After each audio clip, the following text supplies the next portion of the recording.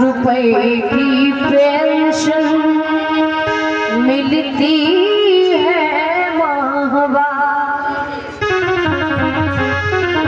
अब तो जब साहब धीरे धीरे बड़े होने लगे तो याद रखना चाचा जी, मैया विचार करती है भीमा भाई कि अब 50 रुपए से घर का गुजारा होने वाला नहीं है। या खुद का पेट भरूं या बच्चों का पेट भरूं या बच्चों को उच्च शिक्षा का दान दिलाऊं। और ये बिटिया प्रिया की तरफ से ये समुदाय प्राप्त हो रही, बहुत बहुत साधुवाद से बैगल हो तथा सद्बुद्धि ज्ञान देश की दान करें।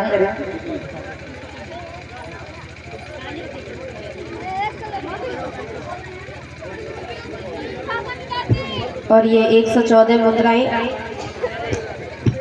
ये 114 मुद्राएं सोनू बासी से 114 मुद्राएं आयुष राज सन ऑफ अंकित कुमार बासी से 50 मुद्राएं शिवम डेगरहा से 50 मुद्राएं चंदन वर्मा हरदोई से 22 मुद्राएं प्रदीप सिउरी से 51 मुद्राएं छोटे सुमई से 50 मुद्राएं संदीप बरगावा से। और ये कैमरा वाले भैया, ये जो कैमरा चला रहे हैं ना, वो मंच के सामने आ जाओ। कैमरामैन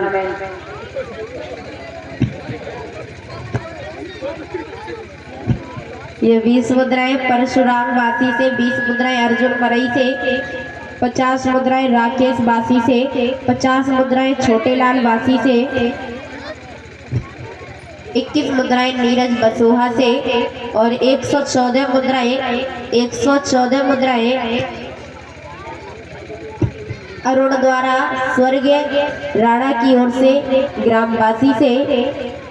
ये दानदाता तथा कमेटी में दान दे रहे हैं। और ये 50 मुद्राएं संदीप बरगावा से तथा धन के भंडार भरे रखे, शील प्रदान करे, शील हमेशा इनकी रक्षा करे,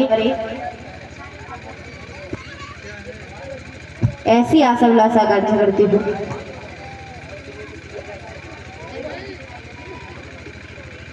ऐसा ना मिले ना।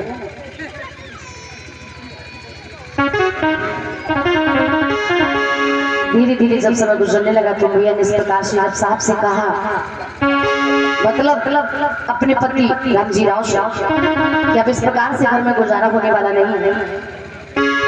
तो मैया कहती है इस नगर को छोड़ करके किसी शहर में चल करके बसना है। हो सकता है कि अगर गांव से निकल करके किसी शहर में चल के रहेंगे तो बच्चों की परवरिश भी ठीक ठाक से हो जाएगी और बच्चे सही से पढ़ लिख भी जाएंगे। याद रखना माताओं, अगर गांव से महिलाएं शहर की तरफ भाग रही हैं तो उनका एक ही उद्देश्य होता है, बच्चे सही से पढ़ लिख जाए, क्योंकि गांव में सारी सुविधाएं नहीं होती। और मैं समझती हूँ कि अगर आपने गांव को छोड़ने के बाद भी अपने बच्चों को पढ़ा लिखा नहीं पाया, कोई फैशन में लगी रही, हाँ कहीं कपड़े बदलना, कहीं मेकअप करना, तो कहीं जेवर कहना, इसके पीछे पड़े रहना। मैं कहती हूँ कि एक बार अच्छे कपड़े पहन पाए ना पहन पाए, सोने चांदी के जेवर गहने आभूषण पहन पाए ना पहन पाए, आने जाने के लिए बड़े से बड़े गाड़ी घोड़े खरीद पाए ना खरीद पाए, रहने के लिए सुंदर सा आलीशान घर मकान महल बना पाए ना बना पाए, लेकिन हम और आपको अपने आप में संकल्प लेना है, मुझे चाहे कितनी भी मेहनत क्यों ना करनी पड़े, जब तक हम अपने बच्चों को सही से उच्च शिक्षा का दान नहीं दिला देंगे तब तक हम चैन से बैठने वाले लगी।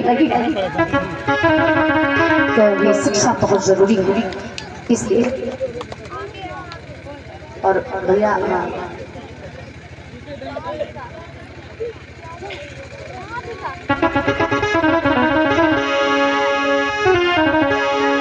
तो जिस समय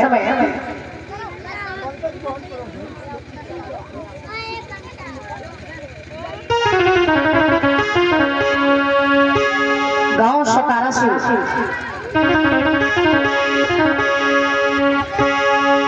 दापोली शहर में जाकर के पहुंचते हैं,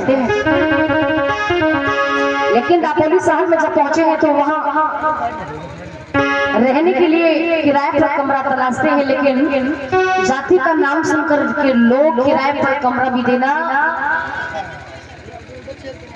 मना कर देते हैं। अपने ही लोगों की बस्ती में जाकर के जब पहुंचे हैं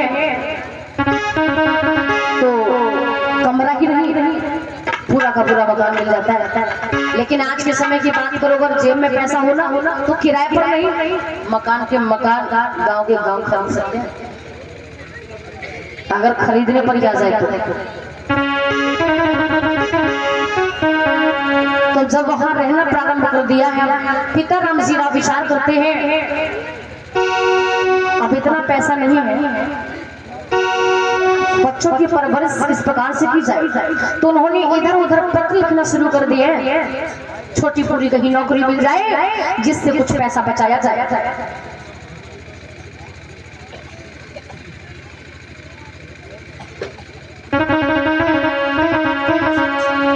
अब तो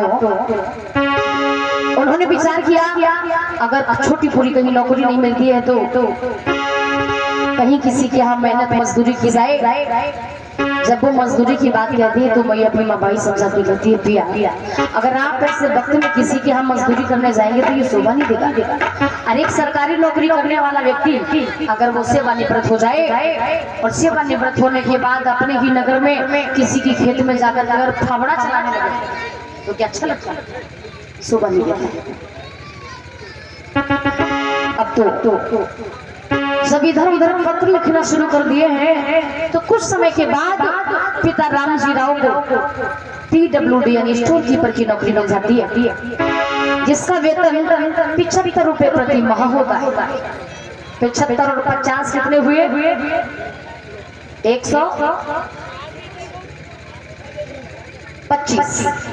125 रुपए को लेकर के घर का गुजारा करना प्रारंभ कर दिया। और दापोली से गांव सतारा के लिए बदली कर दी जाती है।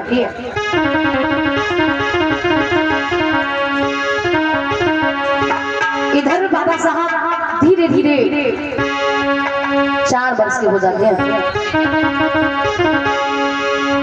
तो बाबा साहब मैया भीमा बाई को समझा करके बोले हैं अरे सुनो मैया, मेरे जैसे बच्चे सभी पढ़ने के लिए जाते हैं, मुझे भी पढ़ना है माँ, मुझे भी पढ़ना है। जब इतना कहा तो मैया समझा करके बोली है लाला, जात पात छुआछूत की महामारी चरम सीमा पर फैली हुई है, भला तुम्हें कौन पढ़ाई कौन तुम्हें सिखाएगा? शांत हो जाओ। लेकिन साहब कहते नहीं माँ, अरे मेरे जैसे बच्चे पढ़ने जाते हैं ना, उनसे तो मैं काफी ज्यादा जानता हूँ, भला कौन नहीं पढ़ाएगा?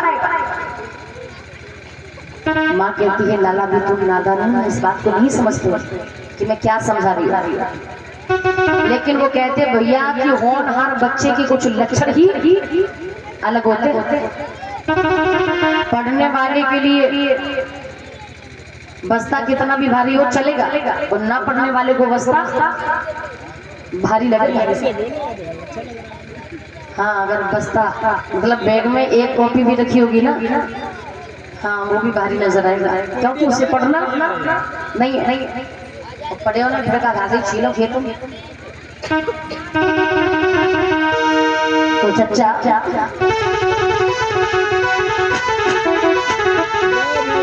जब साहब बार बार कहते हैं तो रामजी राव को मैया भीमा बाई ने समझा करके कहा है पिया अपना पुत्र भी पढ़ना चाहता है, क्यों ना इसका दाखिला करवा दिया जाए, ये भी पढ़े और पढ़ लिख के हमारे लिए तुम्हारे भी नाम को रोशन करे, समाज के नाम को रोशन करे। तो देखिए कैसे साहब का दाखिला होता है।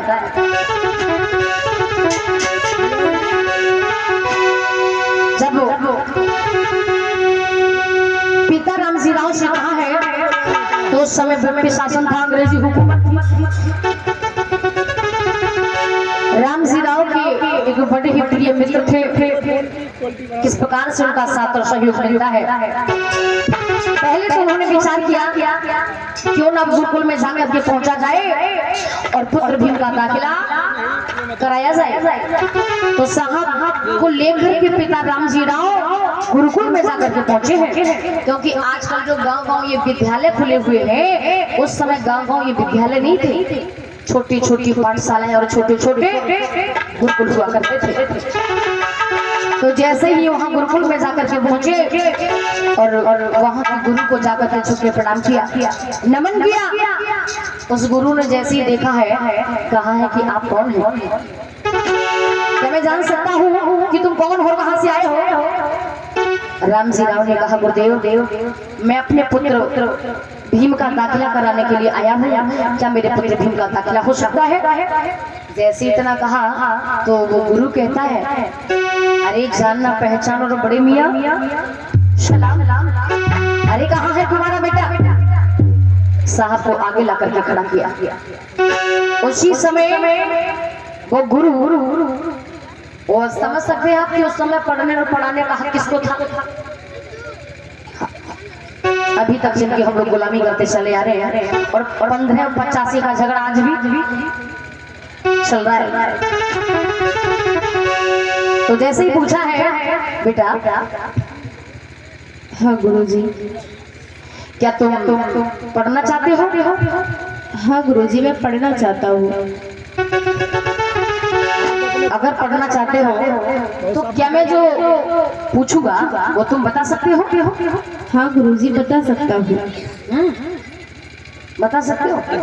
बता सकता हूँ। इस प्रकार से उस गुरु ने साहब से पूछा और साहब किस प्रकार से जवाब दे रहे हैं, सुनिए।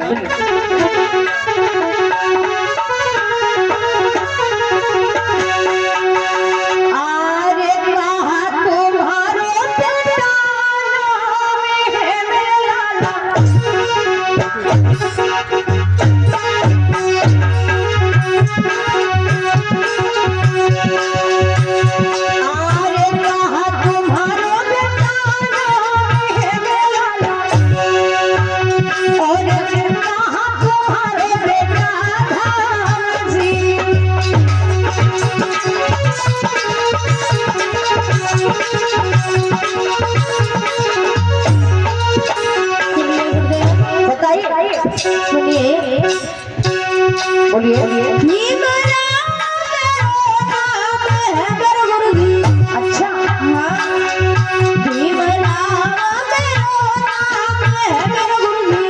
कोई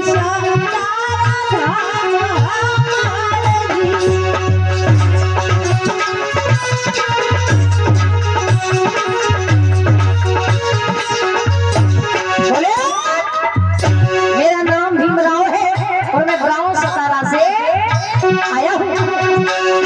तो आगे बोलिए और सुनो।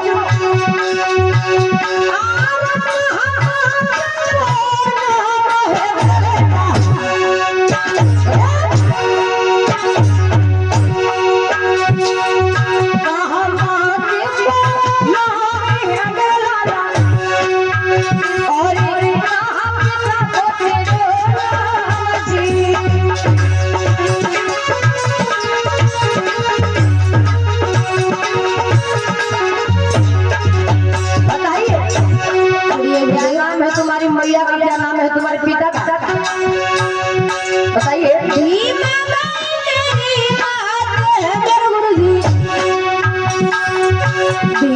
भाई मेरी बात है गुरुजी, राम जी पिता